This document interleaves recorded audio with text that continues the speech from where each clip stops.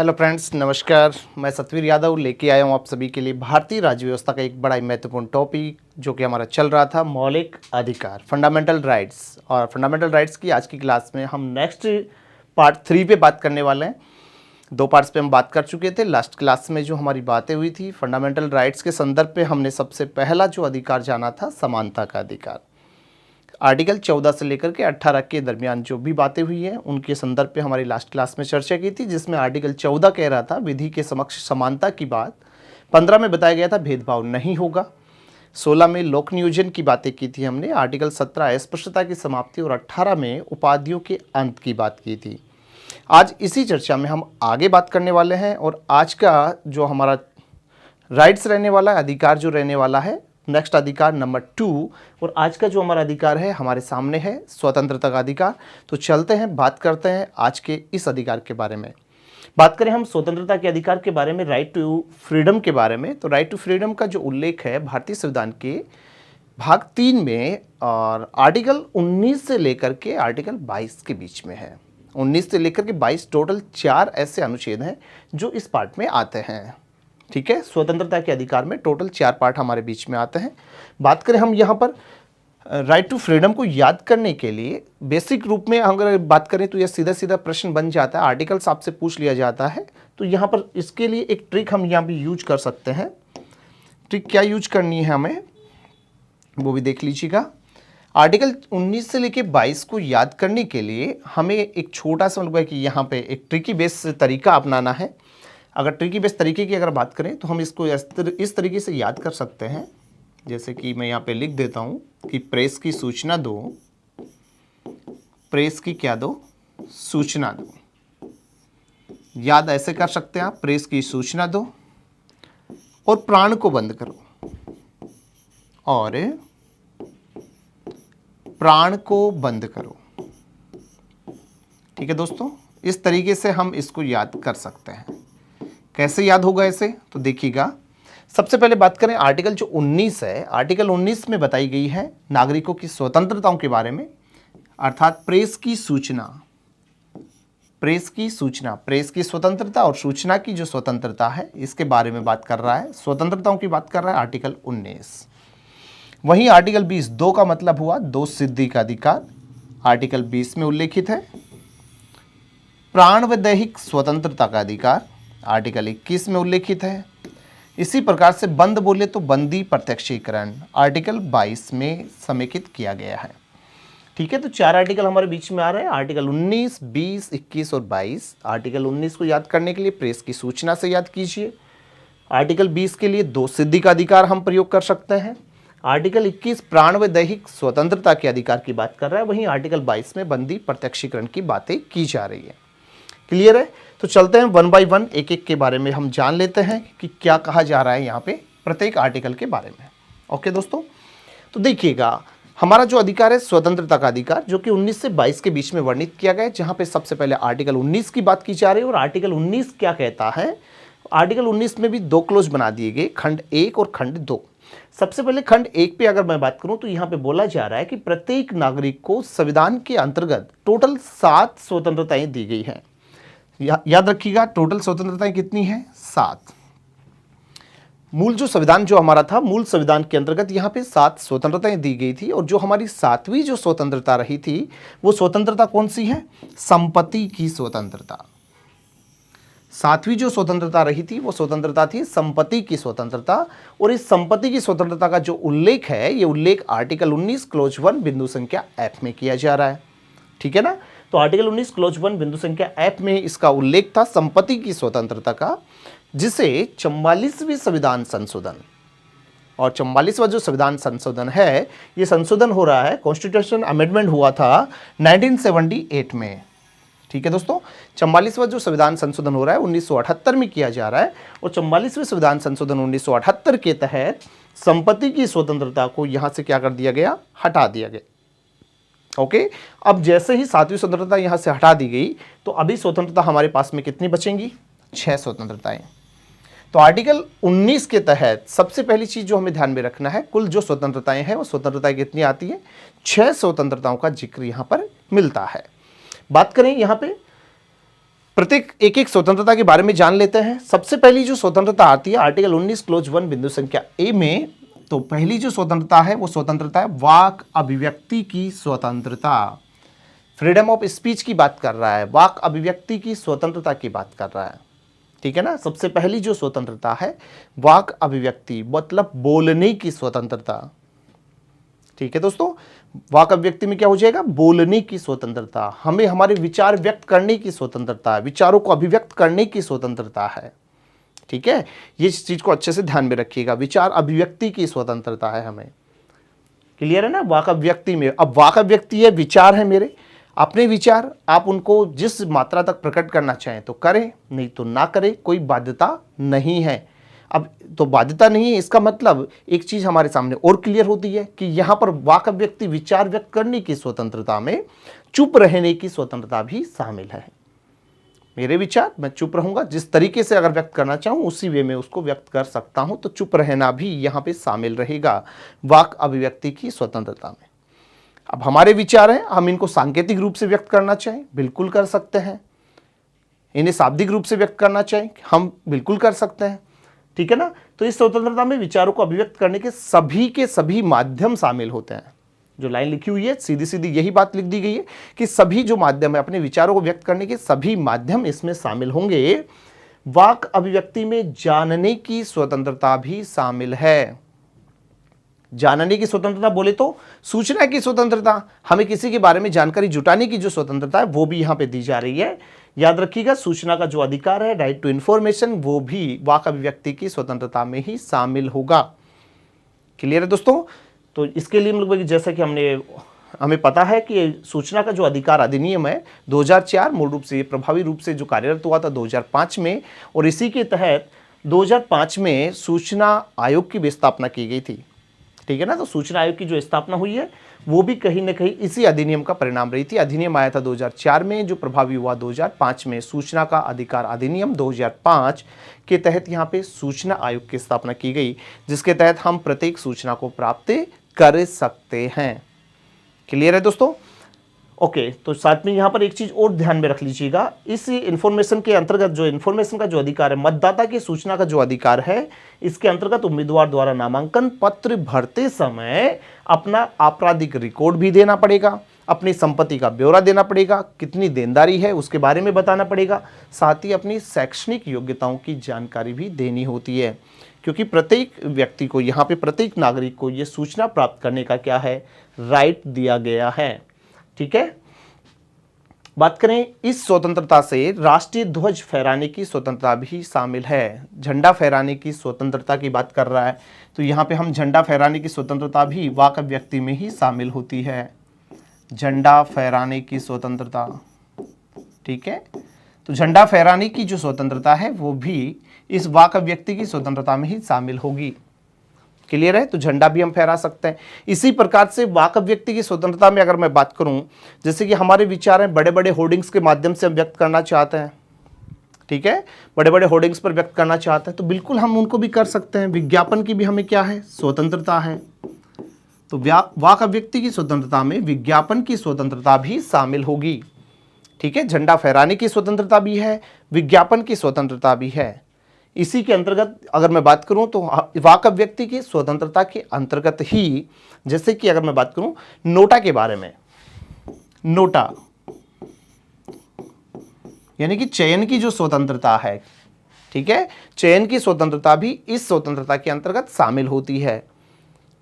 चयन की स्वतंत्रता, जैसे कि चुनाव के अंतर्गत अगर हम बात करें तो चुनाव में हमें किसी भी प्रतिनिधि जो नापसंद आ रहे हैं, कोई किसी प्रतिनिधि का चयन करने में हमें संकोच हो रहा है, कोई भी प्रतिनिधि हमें अच्छा नहीं लग पा रहा है, तो ऐसे में हम चयन की स्वतंत्रता के तहत सबसे नीचे ईवीएम मशीन के अंतर्गत सबसे नीचे दिए गए बटन, जिसका नाम होता है नोटा, बोले तो none of the above, none of the above, ठीक है। नोटा जिसका जो प्रारंभ है 2013 में किया गया था, सबसे पहले नोटा का जो प्रयोग है 2013 में हुआ, तो नन ऑफ द अबोव का भी हम प्रयोग कर सकते हैं, ठीक है दोस्तों। तो इस बात को जरूर ध्यान में रखिएगा, चयन करने की स्वतंत्रता भी इसी स्वतंत्रता में शामिल होगी, वाक अभिव्यक्ति की स्वतंत्रता में। तो वाक अभिव्यक्ति की स्वतंत्रता में देखिए विचारों की स्वतंत्रता हो गई, विचारों को अभिव्यक्त करने की स्वतंत्रता हो गई। कार्टून बनाना है, कार्टून की स्वतंत्रता भी इसी में आ गई, है ना। बोलने की स्वतंत्रता, चुप रहने की स्वतंत्रता, सांकेतिक रूप से या शाब्दिक रूप से अपने विचारों को व्यक्त करने की स्वतंत्रता भी आ गई। विज्ञापन की स्वतंत्रता आ गई, होर्डिंग्स बनाने की स्वतंत्रता हो गई, झंडा फहराने की स्वतंत्रता हो गई, ठीक है, वो भी इसी के अंतर्गत आएगी। या फिर मैं बात करूं जो प्रेस है, मीडिया की जो स्वतंत्रता है, मीडिया की स्वतंत्रता भी इसी स्वतंत्रता के अंतर्गत शामिल होगी। प्रेस की जो स्वतंत्रता है वो भी आर्टिकल 19 में ही समाहित तो होगी। तो मीडिया भी एक स्वतंत्र होगा, हर एक खबर को प्रकाशित करने का उसके पास में क्या होता है, राइट्स होता है।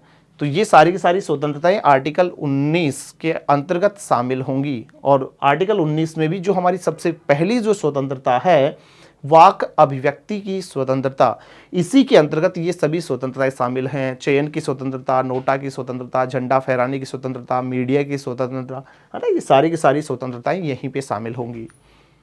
क्लियर है दोस्तों?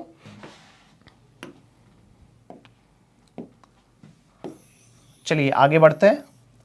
और आगे अगर मैं बात करूं यहां पे नेक्स्ट आता है दूसरी जो स्वतंत्रता है। 6 स्वतंत्रताओं में पहली स्वतंत्रता वाक अभिव्यक्ति होगी।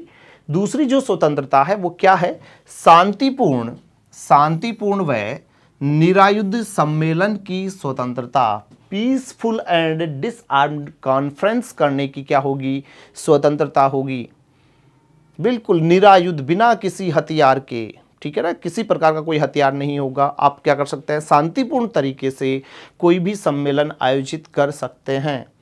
शांतिपूर्ण तरीके से हम धरना दे सकते हैं, शांतिपूर्ण तरीके से हम प्रदर्शन कर सकते हैं। तो धरना और प्रदर्शन की भी हमें क्या है, स्वतंत्रता है, ठीक है।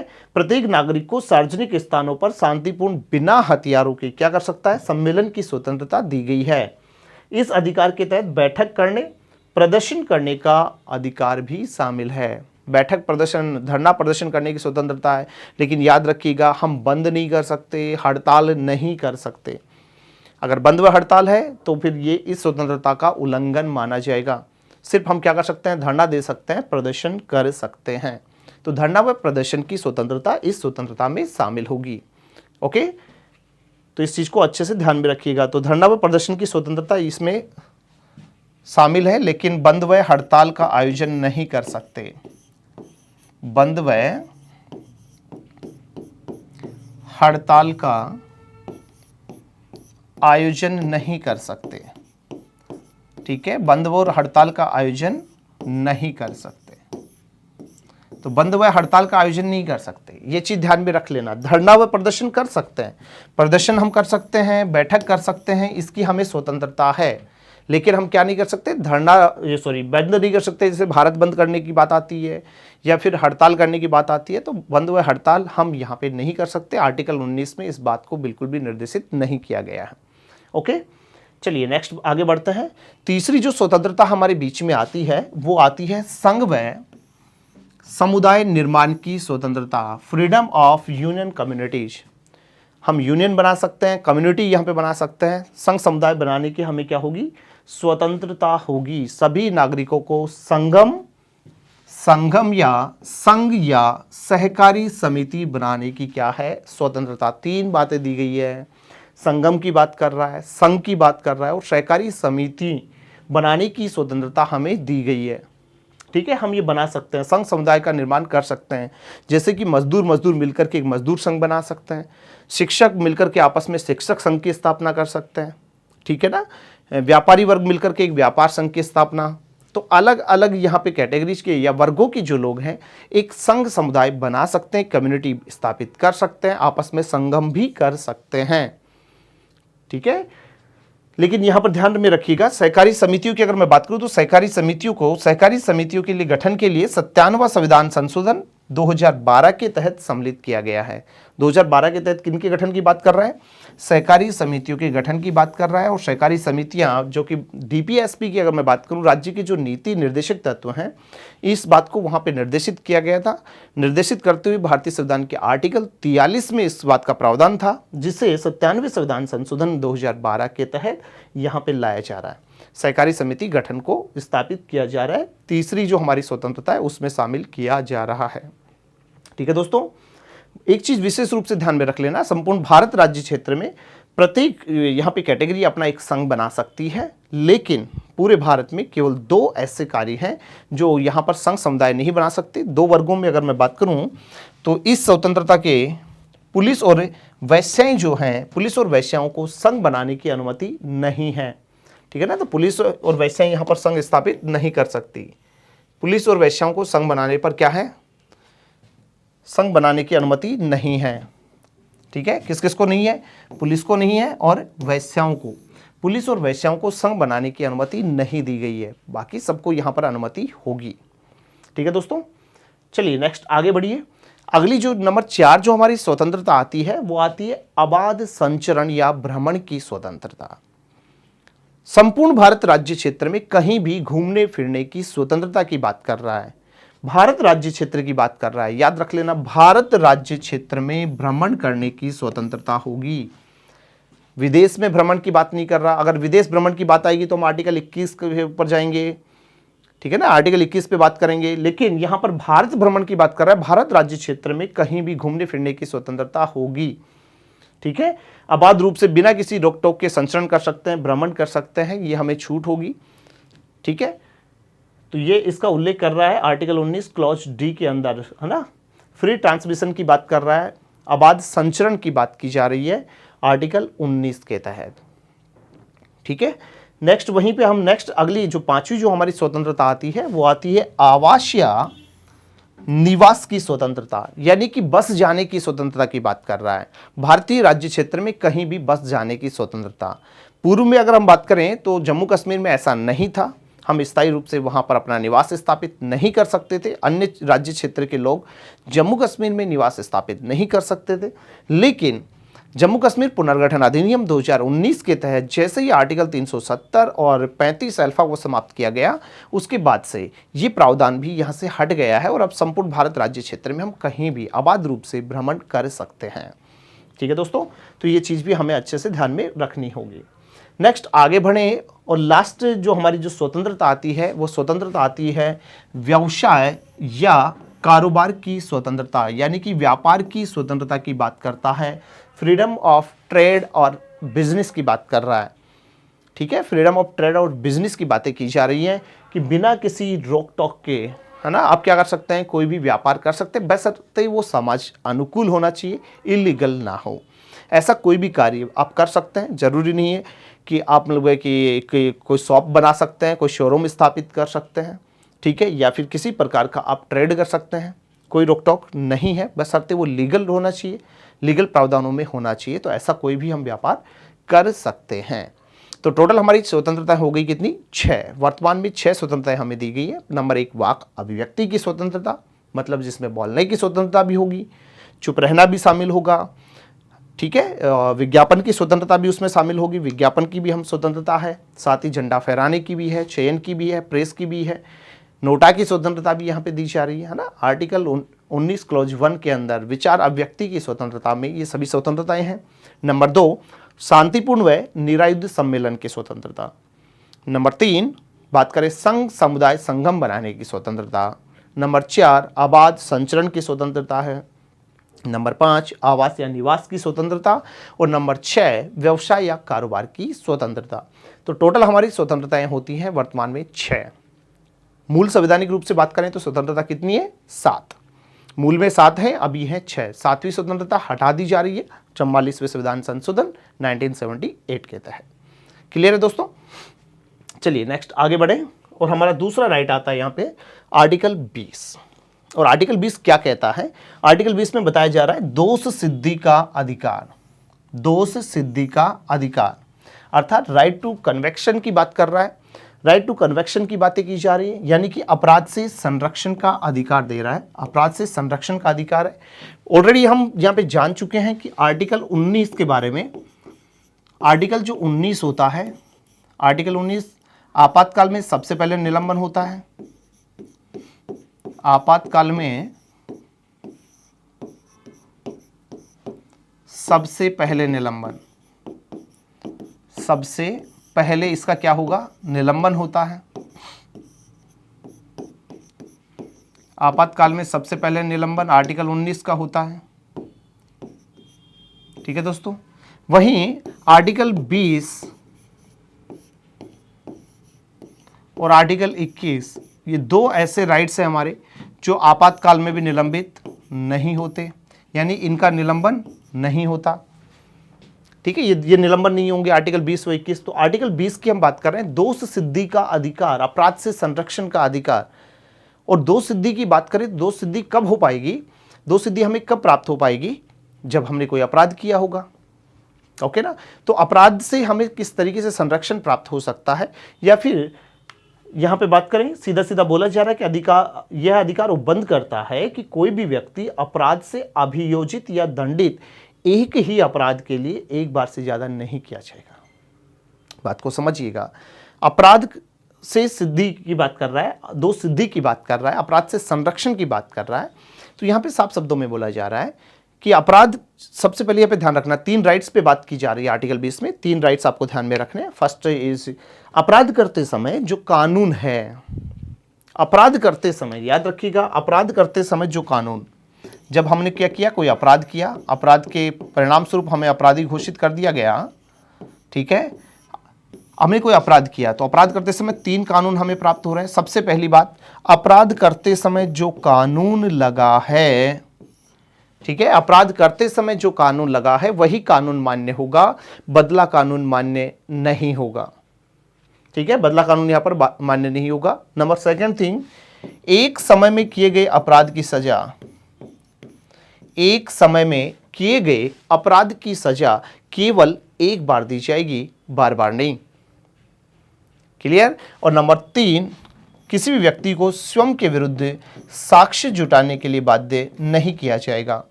3 बिंदुओं की बातें कर रहा हूं, अच्छे से ध्यान में रख लीजिएगा। आर्टिकल 20 के अंतर्गत दोष सिद्धि के अधिकार के तहत 3 प्रकार से हमें राइट्स मिल रहा है। नंबर 1, अपराध करते समय जो कानून है वही मान्य होगा, बदला कानून मान्य नहीं होगा। नंबर 2, एक समय में किए गए अपराध की सजा केवल एक बार दी जाएगी। और नंबर 3, किसी भी व्यक्ति को स्वयं के विरुद्ध साक्ष्य जुटाने के लिए बाध्य नहीं किया जाएगा। क्लियर है दोस्तों। तो इस बात को अच्छे से आप ध्यान में रखिएगा। आई होप ये बात आपको बहुत अच्छे से समझ में आ गई होगी।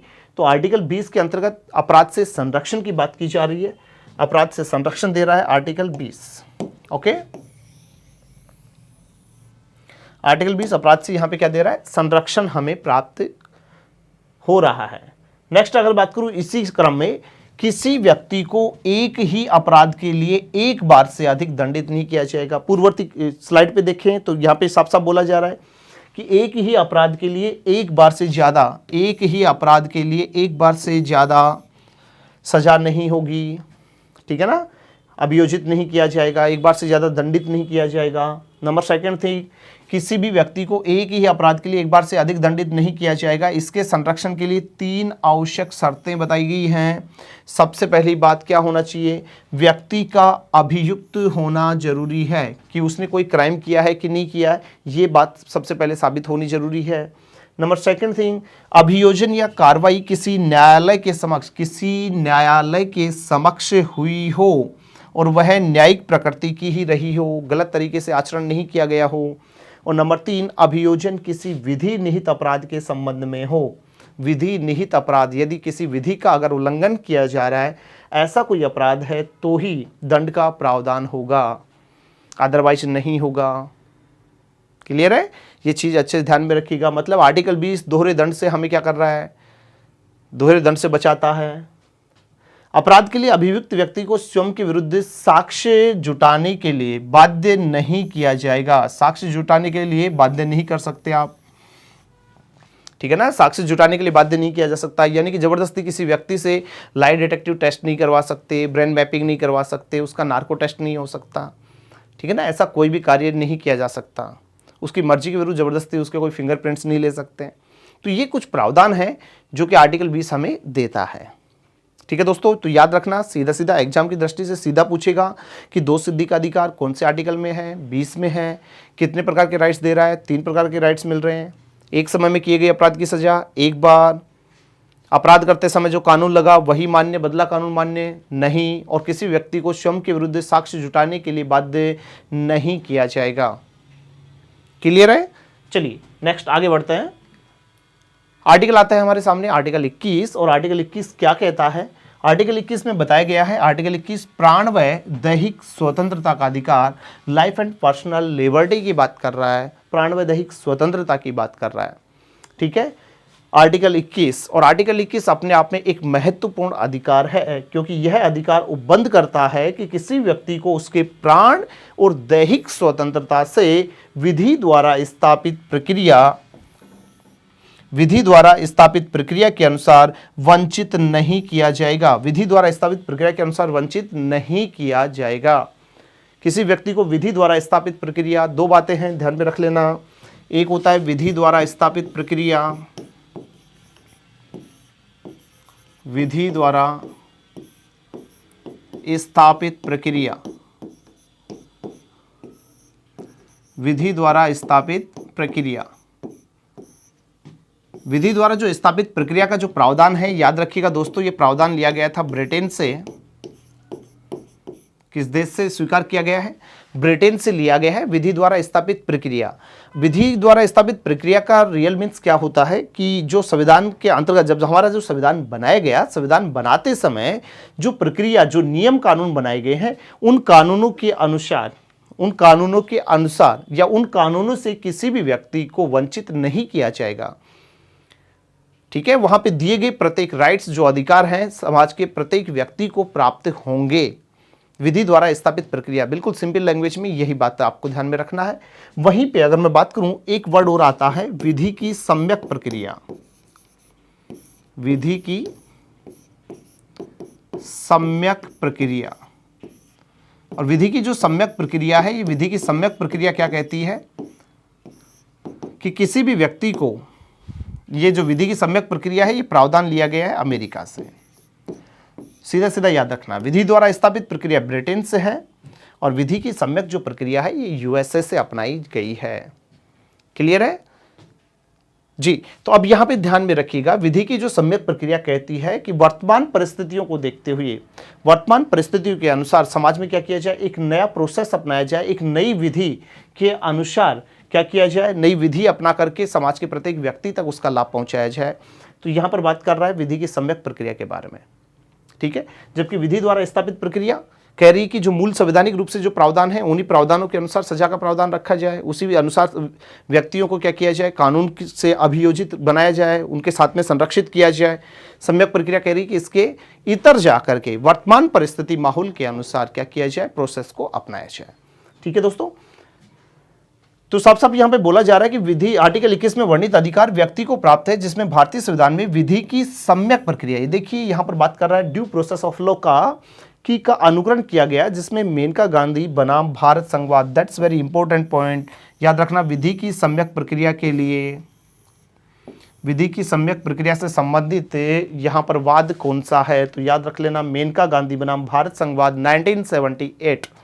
एग्जाम में बार बार रिपीट होकर के आने वाला क्वेश्चन है, मेनका गांधीवाद 1978। ठीक है, और इस 1978 के तहत इसका विस्तार किया गया है, इसको बढ़ावा दिया गया है। तो मेनका गांधीवाद का संबंध किससे है? विधि की सम्यक प्रक्रिया से है। ठीक है, आर्टिकल 21 के अंतर्गत किसी भी व्यक्ति को उसके प्राण व दैहिक स्वतंत्रता से वंचित करने के लिए कुछ शर्तों को पूरा करना आवश्यक है।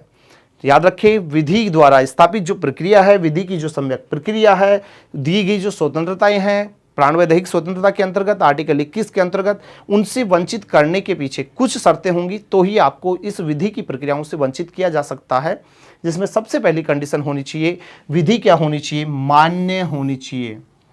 ठीक है ना, विधि मान्य होनी चाहिए, इलीगल रूप से नहीं हो, बिल्कुल यहाँ पर पारंपरिक रूप से चली आ रही एक कोई विधि होनी चाहिए। नंबर 2, विधि को प्रक्रिया विहित करना चाहिए, प्रक्रिया विहित होनी जरूरी है। साथ ही प्रक्रिया जो होगी वो न्यायपूर्ण होनी चाहिए, फेयर होनी चाहिए, रिजुपूर्ण होनी चाहिए, यानी कि अपराइट होनी चाहिए, तथा युक्त की बात कर रहा है, रिसोर्सफुल होनी चाहिए। अगर ऐसी कोई विधि है, प्रक्रिया है, प्रोसेस है, तो ही ये आप क्या कर सकते हैं, प्राण व दैहिक स्वतंत्रता से वंचित कर सकते हैं, उसे विधि से वंचित कर सकते हैं। तो बड़ी ही प्यारी बातें यहाँ पर 3 कोटेशंस बता दी गई है। ठीक है ना, प्राण व दैहिक स्वतंत्रता से वंचित करने की जो बातें कर रहा है, वंचित करने के लिए 3 शर्तें बता रहा है। सबसे पहली शर्त बता रहा है विधि कैसी होगी, मान्य होनी चाहिए। नंबर 2, विधि प्रक्रिया विहित होनी चाहिए। नंबर 3, जो प्रक्रिया होगी वो न्यायपूर्ण होगी, ऋजुपूर्ण होगी और युक्ति युक्त होगी। और इतनी अच्छी बातें यहाँ पर बताए जाने के कारण ही आर्टिकल 21 को डॉक्टर भीमराव अंबेडकर जी ने क्या बोला है, संविधान का मेरुदंड कहा है। आर्टिकल 21 जो है संविधान का मेरुदंड है। अच्छे से याद रखिएगा दोस्तों, 6 हमारे फंडामेंटल राइट्स हैं। एग्जाम में सीधे सीधे वन लाइनर अगर मैं बात करूं तो आपको ध्यान में रखना है, आर्टिकल जो 21 है 6 अधिकारों को याद कर लीजिए, बाकी जो अधिकार होंगे मोस्टली जो अधिकारों का समावेश है वो आर्टिकल 21 के अंतर्गत ही होता है, क्योंकि जीवन जीने का अधिकार है, ठीक है ना, प्राण व दैहिक स्वतंत्रता के अधिकार की बात कर रहा है। और इस अधिकार की भावना को देखते हुए आर्टिकल 21 में कुछ राइट्सों को भी शामिल किया गया है, जैसे कि निजता का अधिकार है, मानव गरिमा के साथ जीने का अधिकार है, आजीविका का अधिकार है, निःशुल्क सहायता पाने का अधिकार, शीघ्र परीक्षण करवाने का अधिकार है, टेस्ट करवाने की बात कर रहा है, विवाह कौमारी परीक्षण ना करवाने की बात कर रहा है, वर्जिनिटी टेस्ट नहीं करवाने का अधिकार भी है, अच्छी नींद लेने के अधिकार की बात कर रहा है, निद्रा लेने के अधिकार की बात कर रहा है, खाद्य सुरक्षा प्राप्त करने का अधिकार की बात करें तो खाद्य सुरक्षा प्राप्त करने का अधिकार भी आर्टिकल 21 में ही शामिल किया जा रहा है। वहीं पे बात करें लिविंग में रहने की बात कर रहा है, पर्यावरण संरक्षण की बात कर रहा है, ठीक है, पर्यावरण प्रदूषण के विरुद्ध संरक्षण की बात कर रहा है, विदेश भ्रमण करने का अधिकार, ध्यान रखिएगा भारत भ्रमण की बात आर्टिकल 19, विदेश भ्रमण की बात आर्टिकल 21 में की जा रही है। एकांतता का जीवन जीने की, अपना जीवन है अपने तरीके से जी सकते हैं, एकांतता के साथ में जीना है तो बिल्कुल जी सकते हैं। एकांतता का हमें क्या होगा, राइट्स दिया गया है। कोई व्यक्ति समाज के अंदर एक प्रतिष्ठित व्यक्ति है और उसको शख्सूबे के आधार पर किसी भी प्रकार से अगर क्या किया जा रहा है, उसके ऊपर दोष आरोपित किया जा रहा है तो हथकड़ी ना लगाने का अधिकार, हथकड़ी न लगाने के, है ना लगाने का अधिकार है, हथकड़ी लगाने के विरुद्ध संरक्षण का अधिकार उसको होगा। समलैंगिकता के साथ जीवन जीने के अधिकार की बात कर रहा है, फोन टैपिंग संरक्षण का अधिकार होगा। तो ये सारे के सारे जो राइट्स हैं ये सभी के सभी अधिकार आर्टिकल 21 में ही शामिल होंगे, ठीक है दोस्तों। तो इस बात को जरूर अच्छे से आप लोग ध्यान में रखिएगा। तो आर्टिकल 21 अपने आप में एक महत्वपूर्ण अधिकार है और यही कारण है कि आर्टिकल 21 को डॉक्टर भीमराव अंबेडकर जी ने संविधान का मेरुदंड कहा है। ओके, चलिए नेक्स्ट आगे बढ़ते हैं।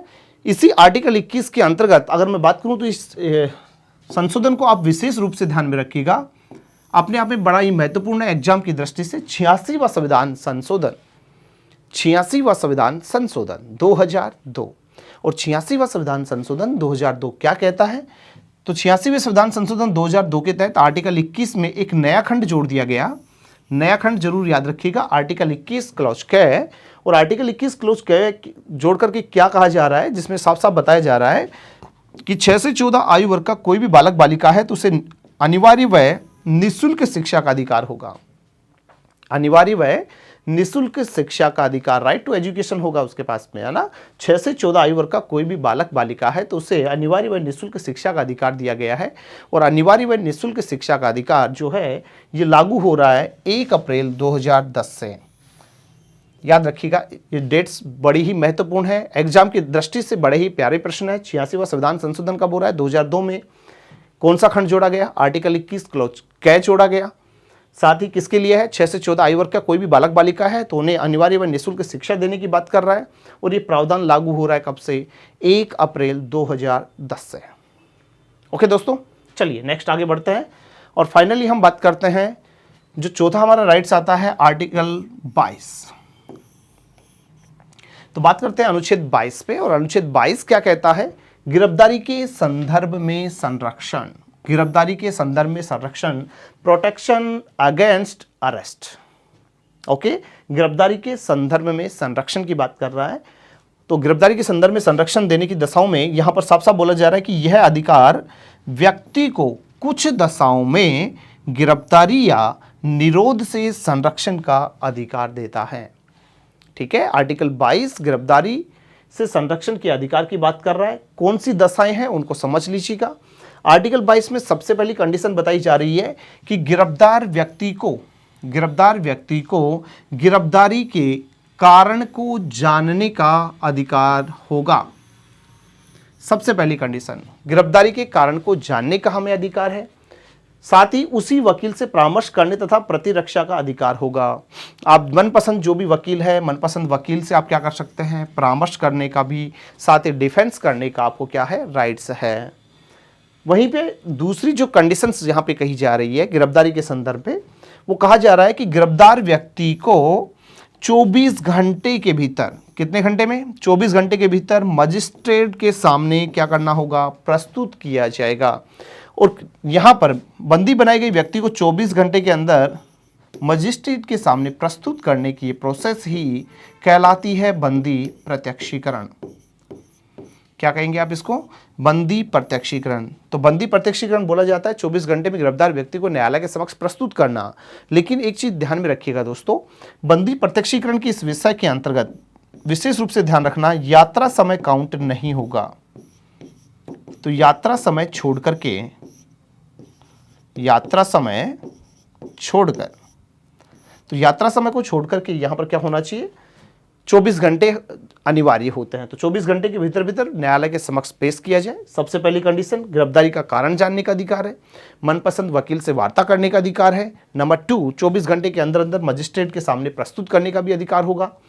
ठीक है, जबकि यहां पर साफ शब्दों में बोला जा रहा है कि न्यायालय द्वारा स्पष्ट किया गया कि मजिस्ट्रेट ऐसे व्यक्ति को निरुद्ध रखने का कोई आदेश नहीं देता तो व्यक्ति को मुक्त कर देना भी पड़ेगा। ठीक है ना, ऐसा कोई आदेश नहीं आ रहा मजिस्ट्रेट की तरफ से, तो फिर वहां पर उसे आपको बरी करना पड़ेगा, छोड़ना पड़ेगा।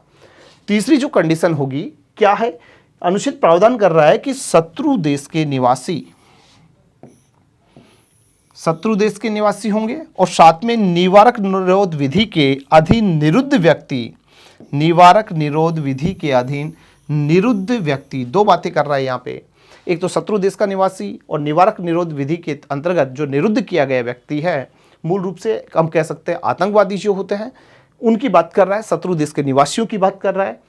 उन दोनों को ये राइट्स प्राप्त नहीं होगा 24 घंटे के अंदर अंदर गिरफ्तारी के मजिस्ट्रेट कार्यालय के समक्ष प्रस्तुत करना, मजिस्ट्रेट के समक्ष प्रस्तुत करने की जो प्रोसेस है इन दो को प्राप्त नहीं होगी, ना तो शत्रु देश के निवासियों को प्राप्त होगी, ना ही आतंकवादियों को प्राप्त होगी। ओके, नेक्स्ट बात करें, न्यायालय यहां पर स्पष्ट करता है कि कोई भी निवारक निरोध अनुच्छेद 22 के उपबंधों के विरुद्ध नहीं होगा। ठीक है ना, कोई भी गिरफ्तारी यहां पर की जा रही है, नजरबंदी की जा रही है, आर्टिकल 22 के बाहर नहीं होगी, आर्टिकल 22 के अकॉर्डिंग ही होगी। नंबर 4 जो शर्त बताई जा रही है कि निवारक निरोध जो होगा वो कितने दिन का हो सकता है, निवारक निरोध 3 मास से अधिक के लिए है तो मामला सलाहकार बोर्ड को निर्दिष्ट किया जाना अनिवार्य है। यानी कि सीधा सीधा पूछे कि निवारक निरोध जो गिरफ्तारी है कितने टाइम के लिए लाई जाती है, तो समय पूछे तो 3 माह, 3 माह से अगर अधिक इसे लागू करना है तो उसके लिए क्या करना होगा, सलाहकार बोर्ड यदि आपको क्या करता है, निर्देशित करता है तो ही इसे आगे बढ़ाया जा सकता है, अदरवाइज नहीं बढ़ाया जाएगा। ओके दोस्तों, तो ये ध्यान में रखना। वहीं आर्टिकल 22 कह रहा है कि निवारक निरोध के तहत नजरबंद किए गए व्यक्ति को नजरबंदी का कारण भी बताना होगा। बड़ी अच्छी बात कह दी गई। किसी व्यक्ति को अगर आप नजरबंद कर रहे हैं तो उसे बताइए भाई हम आपको किस संदर्भ में गिरफ्तार कर रहे हैं, बिना कारण बताए आप किसी को नजरबंद या गिरफ्तार नहीं कर सकते।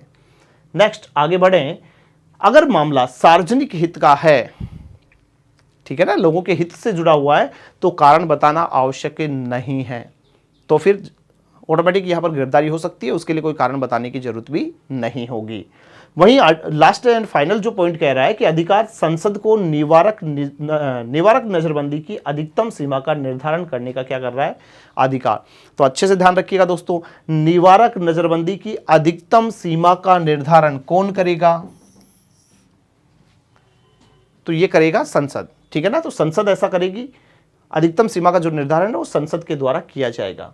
अब बात करें हम कुछ प्रमुख निवारक नजरबंदियों के ऊपर, तो बात कर लेते हैं यहाँ पर प्रिवेंटिव जो डिटेंशन लॉ लाए गए हैं, निवारक नजरबंदी कानून लाए गए हैं, टोटल हमारे सामने स्क्रीन पर आ रहे हैं। समय समय पर लाई गई ये निवारक नजरबंदी है। निवारक निरोधक कानून 1950, बार बार एग्जाम में रिपीट होकर पूछा जाता है कि निवारक निरोध कानून, या फिर पूछ लेता है कि प्रथम जो निवारक नजरबंदी है कब लाई गई थी, 1950 में।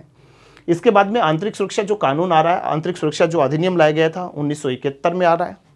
कॉफी पोषा जो है 1974 में लाया जा रहा है, जो कि वर्तमान में भी लागू है। राष्ट्रीय सुरक्षा कानून रासुका की बात करें, रासुका 1980 जो कि वर्तमान में भी लागू है। साथ में टाडा 1985 और पोटा 2002 में। ये सारी की सारी समय समय पर लाई गई नज़रबंदियाँ हैं।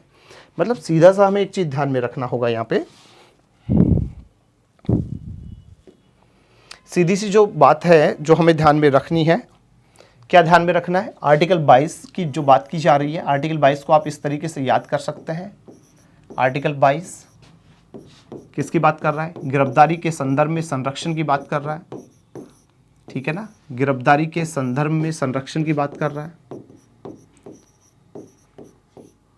गिरफ्तारी के संदर्भ में संरक्षण की बात की जा रही है। और यहां पे बात करें गिरफ्तारी के संदर्भ की, तो गिरफ्तारी जो होती है, गिरफ्तारी मूलतः दो प्रकार की होती है। एक होती है सामान्य गिरफ्तारी, सामान्य गिरफ्तारी, और एक होती है निवारक निरोध, निवारक निरोध। अब जो सामान्य गिरफ्तारी होती है, सामान्य गिरफ्तारी में प्रत्येक व्यक्ति को 3 राइट्स हैं, अच्छे से ध्यान रखिएगा। नंबर 1, गिरफ्तारी का कारण पूछने का अधिकार है। नंबर 2, 24 घंटे के अंदर अंदर न्यायालय के समक्ष प्रस्तुत करने की बात कर रहा है, मजिस्ट्रेट के समक्ष प्रस्तुत करने की बात है। और नंबर 3, मनपसंद वकील से बात करने का अधिकार है। वकील से किसका अधिकार होगा, वार्ता का भी अधिकार होगा। सामान्य गिरफ्तारी की बात करें तो सामान्य गिरफ्तारी में साफ साफ बोला गया है कि यह गिरफ्तारी शत्रु देश के निवासी और आतंकवादियों को प्राप्त नहीं होगी। शत्रु देश के निवासी और आतंकवादी हैं तो उनको प्राप्त नहीं है। जबकि जो निवारक निरोध नजरबंदी होती है, यह क्या होती है, इसे गिरफ्तारी में नजरबंद किया जाता है, किसी व्यक्ति को नजरबंद किया जाएगा। किसके आधार पे, शक सूबे के आधार पे कर सकते हैं, या फिर हमें लग रहा है कि इसकी वजह से कोई ऐसी है ना सामाजिक एक्टिविटी हो सकती है, कोई भी यहाँ पर आपराधिक गतिविधियाँ होने के चांसेज है, तो ऐसे में शक सूबे के आधार पर उसे गिरफ्तार किया जाता है। कितने माह के लिए लाई जाएगी, 3 माह के लिए। अगर 3 माह से ज़्यादा रखना है तो हम इस सलाहकार बोर्ड की सिफारिशों पर इसे और आगे भी बढ़ा सकते हैं। सार्वजनिक महत्व का कोई बिंदु है, सार्वजनिक हित का कोई बिंदु है तो बताना भी जरूरी नहीं है कारण, अदरवाइज कारण बता करके उसे नज़रबंद किया जा सकता है। क्लियर है दोस्तों, तो गिरफ्तारी को इस तरीके से आप यहाँ पर डिफाइन कर सकते हैं, समझ सकते हैं। तो आज हमने जो बात की है, नंबर 2 अधिकार पे बात की है, स्वतंत्रता के अधिकार पे। और स्वतंत्रता के अधिकार में हमने जाना है, ठीक है, आर्टिकल 19 जो कि हमारे सामने आ रहा है। आर्टिकल 19 के अंदर व्यक्ति की स्वतंत्रताओं की बात कर रहा है, नागरिकों की स्वतंत्रताएं मूल संवैधानिक रूप से 7 थी, अभी कितनी 6 स्वतंत्रताएं। 6 स्वतंत्रताओं में पहली थी वाक अभिव्यक्ति, दूसरी थी शांतिपूर्ण निरायुध सम्मेलन, तीसरी संघ समुदाय निर्माण की, नंबर 4 भ्रमण, नंबर 5 आवास, नंबर 6 जो हमारे सामने आई थी व्यवसाय या कारोबार की। इसके बाद में नेक्स्ट अगर हम बात करें आर्टिकल 20 पे बात की थी, 2 सिद्धि के अधिकार के बारे में जाना। 2 सिद्धि का अधिकार या अपराध से संरक्षण की बात कर रहा है। आर्टिकल 21 में प्राण व दैहिक स्वतंत्रता या जीवन जीने के अधिकार की बात कर रहा है। वहीं आर्टिकल 22 गिरफ्तारी के संदर्भ में संरक्षण की बात कर रहा है। ओके दोस्तों, तो आज की क्लास में हमारी जो चर्चा है यहीं तक रहेगी। नेक्स्ट क्लास में फिर से मुलाकात करते हैं, तब तक के लिए नमस्कार।